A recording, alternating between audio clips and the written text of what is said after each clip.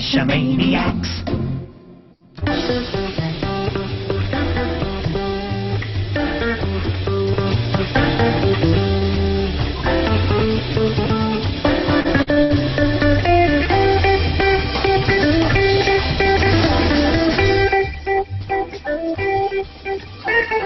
GeoGearHeads.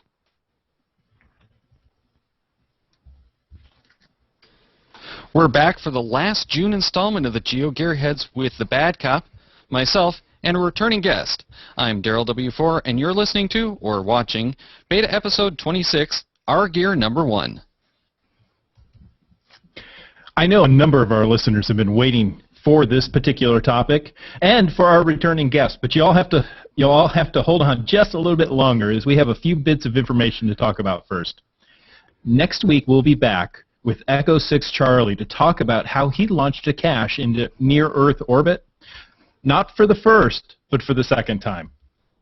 You'll be able to watch that recording live through the Google Plus Hangouts on air, either from Google Plus or through YouTube. Unfortunately, that's not interactive, so we can't take your questions or share your comments. If you have something you'd like to know, please email us at geogearheads@cachemaniacs.com, write us through our pages on Google Plus or Facebook, tweet us at GeoGearHeads, but our favorite option is to have you call us on voicemail. That number is 206-350-3647. Next, we have some feedback we wanted to mention from Google+. AC Fever and Nighthawk 700 had a short discussion in the comments on the last episode about the Surface Pro. We'll include a link in the show notes if you want to read that full text. The summary is that neither were too enthusiastic about spending as much as Microsoft hinted the device would cost for just a device to bring into the field to run GSAC, especially being as fragile as they appear to be. You can certainly join in on that conversation over on Google+, but I was really interested more by how the shift to mobile devices seems to have reduced the dependence by many cachers on the venerable GSAC. I'd love to hear from our very tech-savvy cachers as to what they're doing and maybe migrating away from using GSAC. So please send those comments in through any method that the Bad Cop just mentioned. Another excellent point was brought up in that thread by AC Fever, where he wondered what might happen with smartphones for navigation with the changes happening in laws all over the world intended to reduce distracted driving.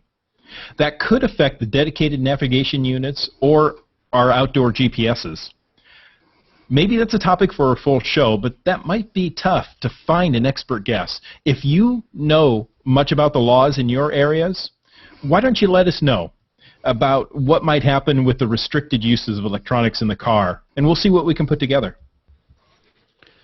We also wanted to make a quick mention about another new tablet option coming soon, which might make many geocachers very happy. Google announced their Nexus 7 tablet, which will be shipping next month, starting at only $199 US, and that does include a GPS. That could make it a very cheap device for geocachers, and it doesn't have any cellular data connection, and therefore no charges for a wireless plan. It does mean, though, that everything must be cached before you take that into the field. So all of the information has to be loaded in, or you have to carry one of the mobile access points we mentioned earlier. This does actually tie into our topic, though, as it could very well change the way we cache, so we thought a short discussion might be a good thing to do beforehand. And what is the potential of these offline tablets? As the only Android smartphone user on the panel, let's welcome back Head Hard Hat and ask him what his take is on the Nexus 7. Oh, I so much like having the name Head Hard Hat as opposed to guest number 1, so that's always a good thing. Hey guys, how's it going?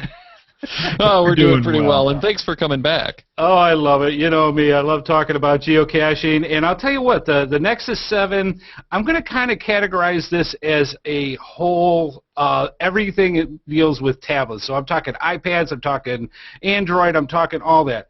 I am just not a fan of tablets when it comes to geocaching, and I'll tell you why.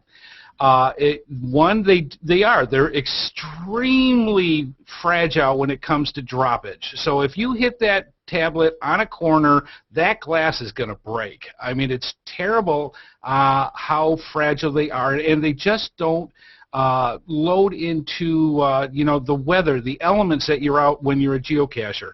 They're bulky, even the 7 inches. Tablets are bulky. They're hard to handle while you're outside. They're hard to see if you're in direct sun.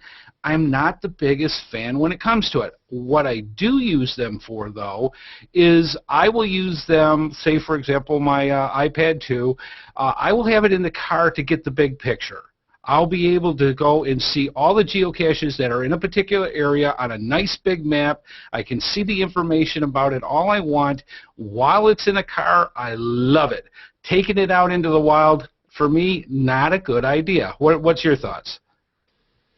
Well, I barely use my Acer A100 7-inch tablet for 3 reasons, really. It's got poor battery life when you're using the GPS. It's hard to hold and really hard to read on the trail. And the offline caching apps have really left me wanting more. They're just not that good on Android. There's one that's supposed to be really good, and I don't have the Pro version and just got it, and so I haven't really had a chance to do it, and that's supposed to be Locus. But other than that, I've just been really disappointed. Even the online caching, because I will carry my MiFi with me, that 7-inch just really isn't cutting it. And like you said, it's better in the car, but in the car, I'd still rather have something a little bit bigger and better, so I use the iPad more in the car. So I love the 7-inch size. It's great, but it's just in that it doesn't fit on the trail and it doesn't fit in the car scenario for caching. Now, Bad Cop, I know that you actually do more offline than the rest of us do. Yes. So what's your take on the offline tablets? Well, I really like the iPad, taking it out. And it's taken some time to get used to it. We'll explain a little bit later when we get into the gear that I actually use and why I'm using it. But yeah, it is a little large, but it's also really nice to be able to use as a platform to sign the logs on as well. So you can roll the log out, sign it right there on the tablet, using that as a nice flat surface. And I'll admit to doing that even on my iPhone. Yes, exactly. But I find the GPS more accurate than my iPhone on the iPad, and the all-day battery life is fantastic. Yeah, the one thing that I will say is if you have someone who wants a little bit larger screen for whatever reason, maybe it's that they want more detail, you're not going to get that out of most of the GPSs. So in those kind of situations, it's good. And really where I like having these tablets is when you get into stuff like Where I Go. That gets to be a little bit different use case than geocaching, and you'll still have to go and get some kind of case to help protect it. But at least there, you're taking advantage of that bigger screen, and you're using it for something more, and you're not typically going to be wandering out in the woods and crossing streams where it's as likely to get damaged. Well, let me ask you this. How often do you actually stop off someplace like, say, a Panera Bread or McDonald's or some kind of restaurant where you're actually got a few minutes, you want to put some logs in? There, the iPad, in that particular case, I love using because I don't want to pull out the laptop. I don't want to wait for the time for the netbook to boot up. I pull out that iPad 2. I can start typing these logs, especially the ones that I really want to put a more lengthy log to, and then just load it up. Yeah, I do most of my logging as field notes through the iPhone, and we'll get into that in a little bit with like Geosphere is my iPhone app of choice, and I love using that because I can go in, use templated logs, and then when I have a chance, I just sit there on the iPhone and tweak them. And one of the best things that I got for the iPhone outside of my geocaching use, but I'll still carry it, if we're going to be spending time in the car and I'm not the driver, is a Bluetooth keyboard, because that can make it a lot easier. Yeah. Well, let's go ahead and jump into the gear that we're using. We're already talking about it anyway. So this is the gear that we use when we go caching. So for me, I'll start off, if you don't mind. I have my iPhone 3GS. And for that, I really like Geosphere. Now, my 3GS is starting to show its age. It's not as reliable as it used to be. It's really time for me to go get a new phone. Well, and the other thing that we should mention is that you are doing that entirely offline. You don't have a data connection whatsoever. Correct. So essentially, you're using the iPhone 3GS as an iPod Touch with a built-in GPS. Exactly. Yeah. So I have, if I use the iPhone, I will download a Pocket Query to it. Oh, and another tool I always use is a premium subscription to geocaching.com. Excellent point. Just this week, my subscription expired. You know, every 3 months, it seems, I get a notice from my credit card company. We have to change out your credit card. Your records could have been compromised. So any reoccurring payment never works for me. So geocaching.com, you know, just it didn't get renewed. I have to do that. But I left it. What do I want to say, a standard account, a non-premium account, on purpose, because I wanted to see how the other half lived for a little bit. I don't like it. We have Firefly 03's account that, you know, we used to cache independently, and now we cache together. So we have that account that I sometimes go in and play with to kind of get the feel of what a standard account is, and boy, is it a world of difference. Yeah. So just this week, I took my daughter up to camp, and it's an hour and a half away from home.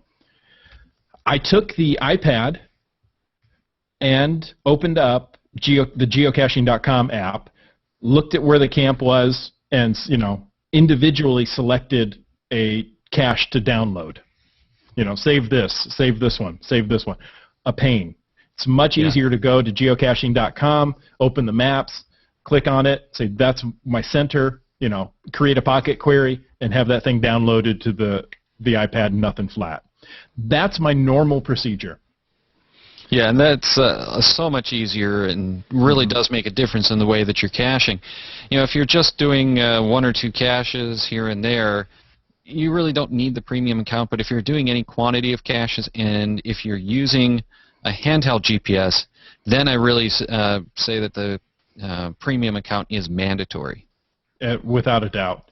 And if I'm not mistaken, there's a limited number of geocaches you can look at through the geocaching app or the geocaching API, live API, as a standard member. Standard, right? Not premium? Yeah, the standard member. And as I recall, they recently changed that number. It was, I believe, only 10. And I believe they've increased that, but I don't know for sure, and I don't remember what that change was. So there are some limitations to not having the premium membership. Okay, that being said, back to the iPad. I don't use the iPad every time I go caching.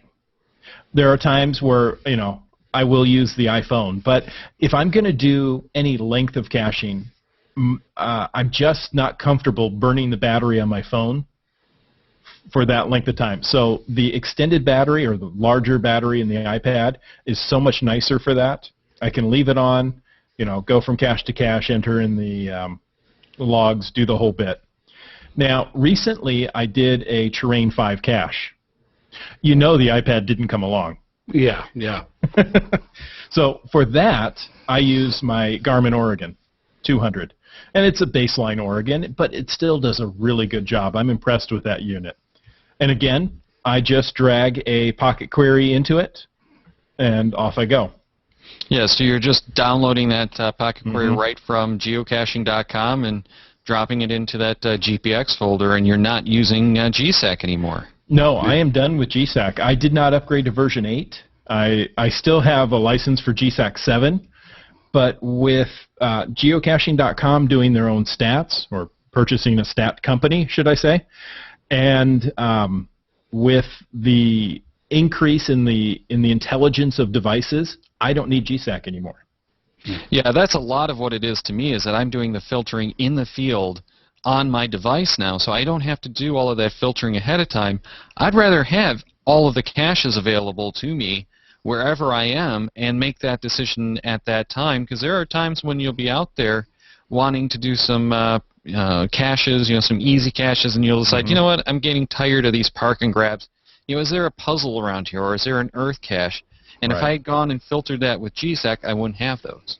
Right. And I think the other part with the stats itself, I find myself not being as big into the stats as I used to, because in geocaching.com they're already using 90% of the ones that I was tracking anyways. Yes. So I agree. I don't use it as much as I used to. Yeah. Now, Badcap, you had mentioned the iPad, and I think you're on an iPad 2, am I correct? I actually got an iPad 3, or the Ooh. new iPad. The new iPad, yes. I find the battery life is not as good as the iPad 2. No. Oh, well, and you're on the LTE version then, correct? With Right. the GPS built in, yeah.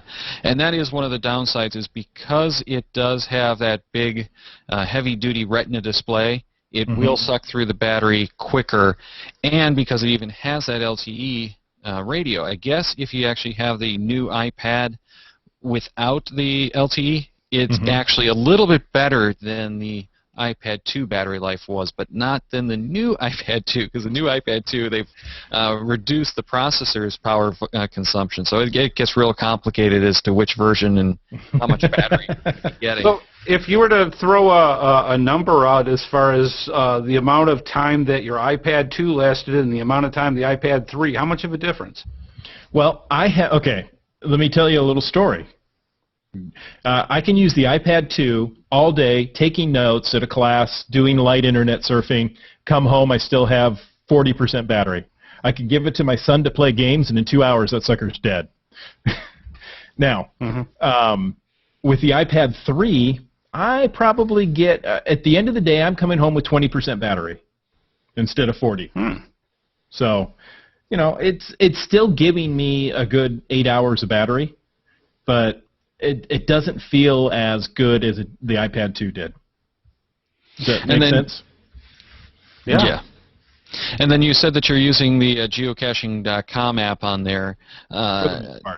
Yeah, and I think you mentioned earlier that you actually liked GeoBucket as well. I do like GeoBucket, and I have to say, though, GeoBucket is something I have to plan for. The geocaching.com app is just my default. I'll go right to it and let's use it. So, and without being a premium member at this time, the GeoBucket app, without being able to download a Pocket Query into it, is a bit more limiting. Yeah, I can definitely see where that would be a problem. So, Head Hard Hat, what are you typically using when you go out? Well, I have switched recently from the Garmin 60 CSX. Yes, that workhorse of workhorses. I've used that forever, but I have now gone to a Magellan Explorer 720, and it's really nice. Got one right here that I use for it. It's taking some getting used to. It really is. There is a bit of a learning curve to it, but I enjoy it. This thing is solid as a rock. You can do a lot of things that you just couldn't do with the older models, and now with paperless geocaching being the #1 thing in it, it's excellent. I'm really falling in love with it really quick. Well, the one thing that the Explorers line really has over everyone else is that paperless caching functionality as far as how it's presented to you. I'm not as fond of its logging, its field notes, as I am on, like, the DeLorme. But I have to say no one else does anywhere near as well as the Explorers does. But the problem is, in order to really get that, you need to use, what is the name of that software, Vantage Point? Yeah. Yeah, you have to use that. So that's the one thing that does bother me. Now, my reason that I still carry the Garmin with me rather than the DeLorme or the Magellan is that when we go to events, I always have support for the Garmin, and I haven't found that that's the case with the Magellans. The DeLormes have a little bit more support locally than the Magellans do. Okay, you're just talking about total geocachers using in the field. Well, yeah, I'm talking about when you go to the geocaching events and there's a whole bunch of new caches that they're going to release at the event, so you have to load them in. And we've had a number of times where if you're using, the Lorentz users are pretty much out. They can't get anything loaded, period. Magellan, sometimes you'll have someone who has some experience and they can get it to work. DeLorme, that's now pretty much a standard, easy enough thing to switch GSAC. As long as they've brought the cable for the DeLorme, they can do it. But the Garmin's, that's what everyone uses for the most part. Yeah. I'd say it's like 98% of the cachers at the event are using the DeLorme, or the Garmin. The Garmin. Now, So Daryl, that's what they're going to be using, and that's what you can get easily loaded. Yeah. just to be clear, when you say getting these loaded, you're saying somebody's got a computer and they can download the coordinates into your GPS for you. Exactly. Yep, but I will say this, for the higher end GPS units that are out there, if you're in situations where you are multitasking with different types of activities when it comes to not only just geocaching, but you might be hiking, you might be doing driving in your car for distance, those type of things, I feel perfectly confident with something like that, to be able to just go and not worry about getting lost, getting from place to place in between geocaches. Granted, I've got a zillion different devices when it comes to where I need to go from point A to point B. I'm not going to get lost. But if I had to rely on one device to just do everything because that was the situation that was presented in front of me, I love having that kind of functionality. Yeah, it's good to have that one device that does everything. But I know that you've been working on the Android smartphone. Are you still doing all of your caching through the Explorers then, or are you still using the smartphone as like a hybrid, and how does that really work? I think with, just like Bad Cop was talking, if I'm going out for a long extended hike in the wild, if I'm going to go into even a park that I know that I'm going to be going up and down and on rocks and over rivers and climbing logs and all that kind of fun stuff, the Magellan's going with me. The Android phone will be with me, but it'll be in my backpack. So and in a plastic bag. You get the Ziploc and make sure that nothing's going to happen, and it's good and cushioned and protected. But I'll tell you what, 95% of the geocaching that I do on that phone. There are so many different devices that are out there, or apps, I should say, that are out there for the phone, that I use the standard geocaching.com app. I also use CGO. CGO I have used for a very long time, very comfortable with it. The geocaching.com app, between the both of them, if I get some type of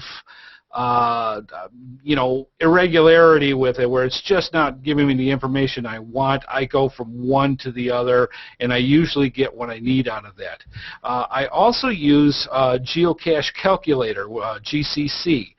That is a lifesaver when it comes to any type of formula, puzzle caches, anything that you need to do to figure out, puzzles or what have. When we were doing the geocache in space, we were getting coordinates from the checker, and it was coming in the literally just almost the decimal formulas.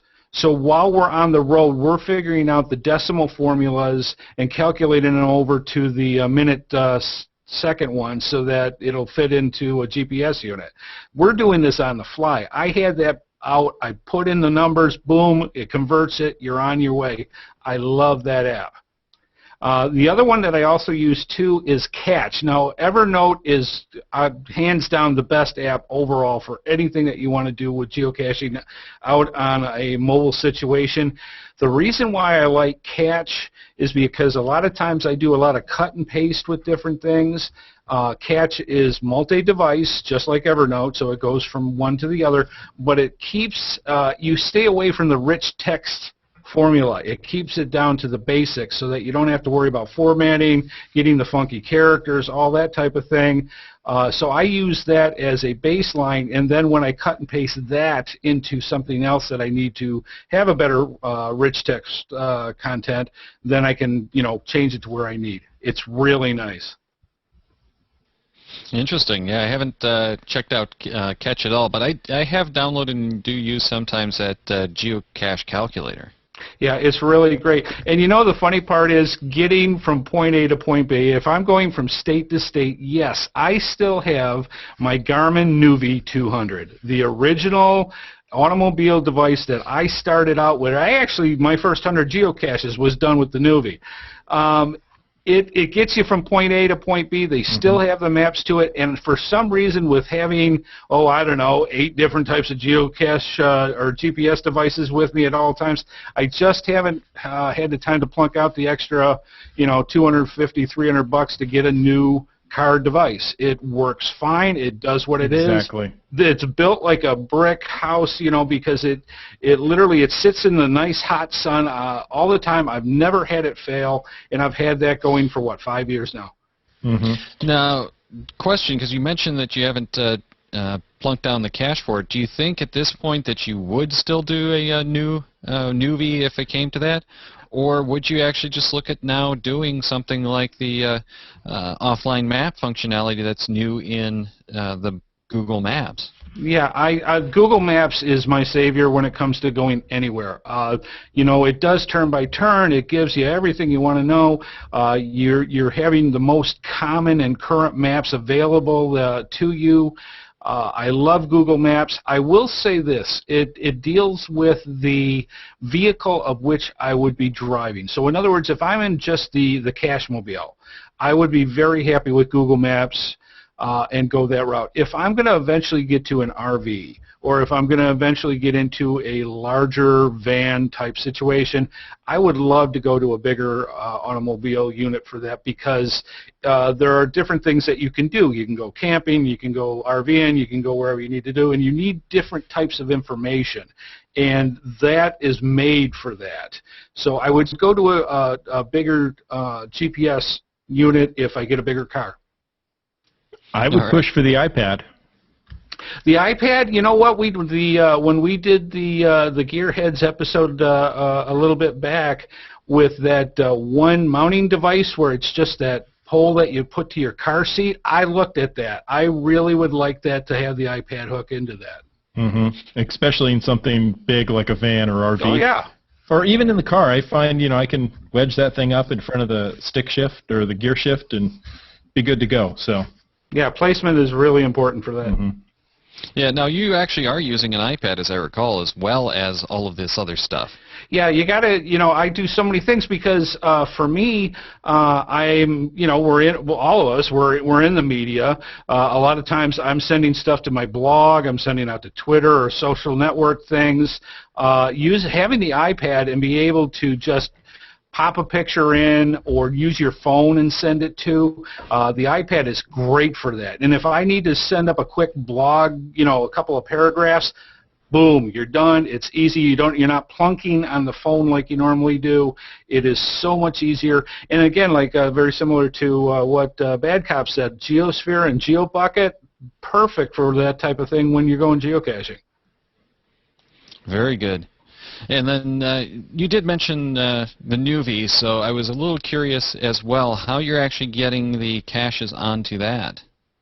It still works the same old way. You hook into, you get your laptop or your computer or even a SD card, and you can put the pocket queries right onto there. It goes into a folder that's designated for the Nuvi, and it reads the GPX file right out of that folder, and away you go. So it's you can either go that way, or there is a Garmin software hook-in that will also put the files into the Garmin. And it's you can set it up so that if you're within a half mile of a geocache that happens to be where you're at, you'll get this little bling, and it'll tell you that the GPS is coming up and the best way to get to it. So even with the older technology, you could still do that. Now, granted, once you get out of the area of whatever that GPX file has for the geocaches, you're not going to find anything anymore, right. But you're set.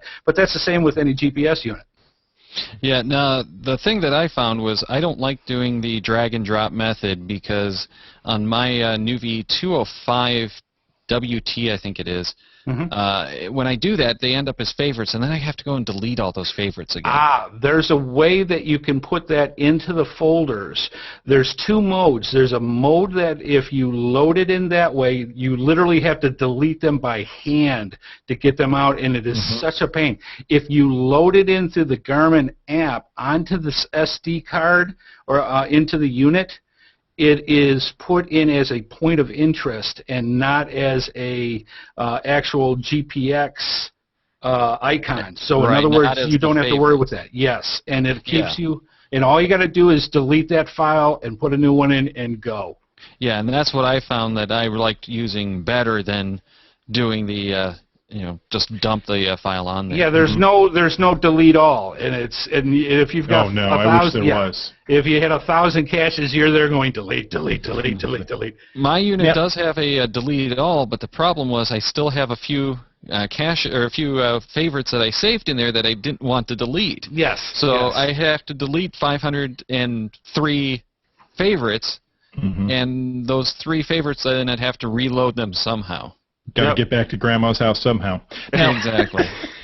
I didn't know Garmin made a utility for that. I know there's a GSAC macro that will Yeah. make POIs, but there's a Garmin utility as well. Yeah, it's actually built into the GPS device itself, and it allows you to, when you plug the device in, it automatically kicks off and says, do you want to load here and which ones, and go from there. It's very slick. I mean, it takes a little bit of learning curve to understand exactly what you're doing and why you're putting it in this particular folder, in this particular spot of the GPS. Once you get used to that, away you go. It's a no-brainer. And there is a Mac version of that app as well called POI Loader. If you do have one of the units that came out before Garmin actually did support the Mac, it's available for download. Yep. Mm-hmm. So we'll move on to what I'm actually using when I go out caching. And I think I've pretty much made that clear to everyone at this point that I'm pretty much just using the iPhone 4 now because it's with me all the time. I find that when I carry anything else, I'm still using the iPhone 4 primarily because I want to do all of my logging on there because it's just the best device I have when it comes to logging. So my primary app is Geosphere. I'll use that just about every time I go out, but I still have the geocaching app on there for that more spontaneous, hey, I'm stuck here in a meeting. I didn't expect to be here, but I am here. I've got half an hour to kill. Are there any caches? I also like that one for looking up and making notes and that kind of stuff to travel bugs. So I do keep that on the phone and use that one. We mentioned Where I Go before, and I have to say that the iPhone is the best Where I Go player I've had. The GPS functionality is leaving a little bit to be desired, but overall, it's just beautiful. It's easy to read. It's more responsive than the Oregons were, and that was the best of the caching or the Where I Go units that Garmin actually released, in my opinion. So that is really my favorite device, is the iPhone with Where I Go, for the Where I Go stuff. Now, Bad Cop, you were mentioning the problems with battery power, and whenever I go out caching, I always take a pair of the Energizer AP2101 battery cases, and that's a nice silicone case, so it still has that grippy feel. And the worst thing for me on the iPhone is the thing just slides out of my hand. It slides off the counters. It slides off the dashboard if you just set it there. Your car doesn't even have to be in motion. Any curve, it's going to slide. That's part of the Apple income stream. Yeah, exactly. So, when you put those silicone cases on, it gives it a little bit more grip and it doesn't slide around. So that's my big thing that I want from any of my cases. And the Energizer AP2100 or 1201 was 1201. actually a cheap solution. It's actually gone up because I think they did an intro when I got mine. But it actually was a nice, cheap solution to give you about, I want to say, 50% more life on the battery, which is why I carry 2 of them. And because it's that nice, soft, rubbery silicone, it's easy to pop the phone in and out, and I never have to power cycle. How much of a weight difference with that? It's almost nothing, but I'll tell you, I hate using the iPhone 4 most of the time because it is so small. But when you add in this battery, it makes it a little bit more manageable. It fits in your hand better. You're not feeling like you're going to lose it as much as you would with just the standard case that I carry around day to day. Yeah. So I do like having the battery on. I'll do that when I go to a day of cash or shopping or something as well. Especially if I'm going to do like farmers markets, art markets, that kind of stuff. Mm-hmm. It is a much nicer device to carry around and to actually use with that external battery case. So I really do like using those, and it gives it a little bit of extra protection as well because it does have that rubbery surface on there. Now, I'm sure everyone also knows that I love using Evernote. Really? Or doing the puzzle caches and the Earth caches and virtuals. So, of course, I'm using that on the phone as well. But we were talking about the Nuvies and whether you'd replace it or not. I have a Nuvie. I just never use it anymore. I've got the Navigon North America app on my iPhone. And all I do is I say, oh, I want to go to this app or this cache in Geosphere. I go to that cache, hit the waypoint. If there's parking coordinates, I use that. And I just say, send that to Navigon. Pop it open. Navigon takes a few seconds and figures it out, and I'm routing. So it just is so nice and easy. And well, then oh, go ahead. No, so, I was going to say, though, the one thing, because I was actually going to look it up for Navigon for the iPad 2 and see how well that works with that. I will be honest, when I saw the $60 price tag for that, I thought that was a bit more expensive because maybe I'm just spoiled by all the other apps out there that are practically nothing that get you where you need to go. If I'm going to plunk $60 down for Navigon, I'm shy of this having the ability to transverse between applications like that. Is it that much better? Well, the thing is, you don't have good routing on iOS. That's coming with iOS 6, but right now you don't have good routing. So Navigon is a great option because it is an offline and it is going to give you that good routing, and it does have some options. Now, the Navigon North America that I got is more expensive. That's $60, but they do have some cheaper versions that only give you regions, and I think they get down to about $20.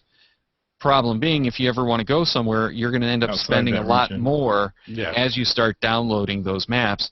And I really needed North America because I go to Canada sometimes. Yeah. I was going to say, I think I only have Navigon US. I don't think I have North America.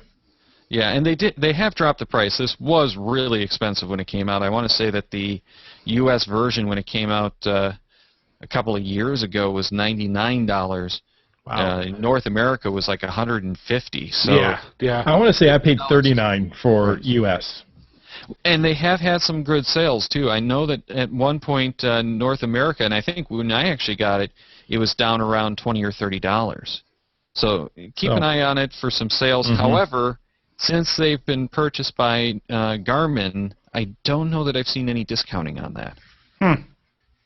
But I do like that, and I paid for the upgrade in there for traffic as well because I loved having the traffic data on the Nuvie. Yeah. So with the traffic updates, with the North America maps built in, now the traffic I can't use when I'm in Canada because I don't have data service, or I do have data service, but I have to pay for one arm and two legs. There isn't any traffic in Canada. It's simple as that. You're driving in cornfields. Come on. I can assure you, I've hit traffic in Canada. I got stuck in one of those multi-mile backups due to an accident in the fog. So anyway, that's actually what I've been using, and the way I use that is with a Griffin car mount. It's actually a sticky mount to the dashboard. I put the iPhone up there. It's out of the way. It's just barely in my line of sight. It's at that perfect spot where it's talking to me, and that's one of the reasons I like the Navigon too, is because it does actually talk. But it's talking to me, giving me the information. If I have to glance down, I can glance down, but it's not as bad as even looking at the radio. So it's really nice having that car mount there, and that was one of the best $20 investments I've ever made. Turn left, Daryl. Now, I use Navigon. It's time to stop, Head Hard Hat. I use Navigon on the iPad when I'm in the car. Yes. It's really nice it's got lane assist to let you know what lane you should be in. That screen's big enough that you can see it. It'll let you know if you're going over the speed limit. You know, does a lot of nice stuff. I'm really happy with Navigon. Yeah. One of my problems, though, is I've actually many times run around with both the Nuvi and Navigon running at the same time, specifically so I could compare them and see what they're doing better or not as well.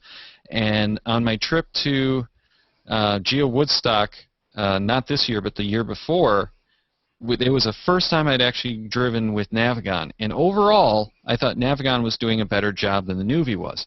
We went somewhere else like a week later, and the Nuvi did a better job. Yeah. So it's not one of these things where you can say one is really better than the other. The one thing that I did see at CES that I can't wait to have come out affordably, is that a real word? Affordably? It is yes, now. it is now. Is they have it for the iPhone and for the Android, where you can put the phone camera. So you put it up above the dashboard so the camera can look out in front of the car, and it actually has auto assistance so that if some car is too close to you, coming towards you too fast because the brakes are on, all those type of little goodies, so that they have these safety functionalities coming up. That's coming very quickly, and I think that's a great idea. Not only do you have the maps where you're able to get to where you need to go, it's actually, you're in the fog or you're in these areas, it's actually there to help you as a car guidance system. I love it. Yeah, that is a nice Now it's time for a new mount because my mount covers my camera. Mine's over my vent, so yeah. All right, and you mentioned using the iPad in the car, and I like using the iPad, and I have the LTE version of the iPad, new iPad as well. I've been using GeoBucket, but I'm not really that fond of it, so I'm actually now looking at switching to the Looking for Cache free edition. Maybe I'll upgrade to the Pro edition at some point to get the offline abilities. But that's one of those things, I really only use it if I'm not the driver. You know, as the driver, I don't want that thing in the front seat with me at all because it is too big for my car as I'm driving. But as the passenger, I find it very helpful, especially if I'm doing navigator duties, because you get this glorious mapping, and especially if you have the data connection, to have the Google Maps in there. And that's been one of the biggest things that's helped with geocaching for us, is having those Google satellite views to actually say, oh, hey, there's a parking lot over here, or it looks like there's a trail, so we should be parking over here. That has saved us so much time, you know, both on the iPhone and now on the iPad. So I do like using that. And, of course, like Head Hard Hat mentioned, it's a great device for authoring stuff. So when I'm out doing those puzzle caches, I love Evernote on there. It's awesome for using Evernote. And then I do still, from time to time, take the physical GPS with me. And I find it interesting that I'm the only one who's gone back to using the buttons, because I'm using that GPS Map 62 ST. And the big reason I went to that is I like having those physical buttons, especially in the cold weather when I'm wearing gloves. Yeah, I think this has been an ongoing theme for as long as I've known you. You're a button man, and I think that's great. And to have that availability is wonderful. But I'm a touch kind of guy, so I love touch screens. I love my touch screens as well. You know, I don't want buttons on my phones. I don't want buttons on my tablets. I only want it on the GPS. And I think a large part of that too, aside from the fact that it's, you know, a more rugged device, and touchscreens really do lend a lot more fragility to the device. But I haven't found a touch interface on any GPS yet that I think is anywhere close to what you're getting on Android or iOS. Oh, and I wonder why. What would it take to switch over to that type of technology? It's all there. I would imagine that it's just the sensitivity on the screen and try to get those type of issues worked out. But you're right. There's times where you're just kind of ka-plunk on a touch screen. All right, so that's all we're going to do for this episode. We'd love to hear your feedback. What are you using and why? So give us a call and leave us that voicemail at 206-350-3647. Or, of course, you can always email us at geogearheads@cacheamaniacs.com or contact us through any of the major social medias.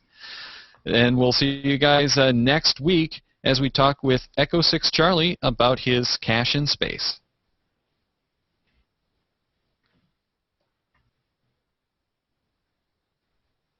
Back up. Oh. Check the Cacheamaniacs website at cacheamaniacs.com for more on the GeoGearHeads, including show notes from this and all our episodes. We love hearing from our listeners, so leave us feedback by calling 206-350-3647, by emailing GeoGearHeads at cacheamaniacs.com, or through social media. Your support helps keep the Cacheamaniacs shows coming. Please consider making a PayPal donation through the link on our website to support the Cacheamaniacs shows. GeoGearHeads is produced by Chris Umfenauer and Daryl Wattenberg. This show is copyright 2012 by Daryl Wattenberg, all rights reserved.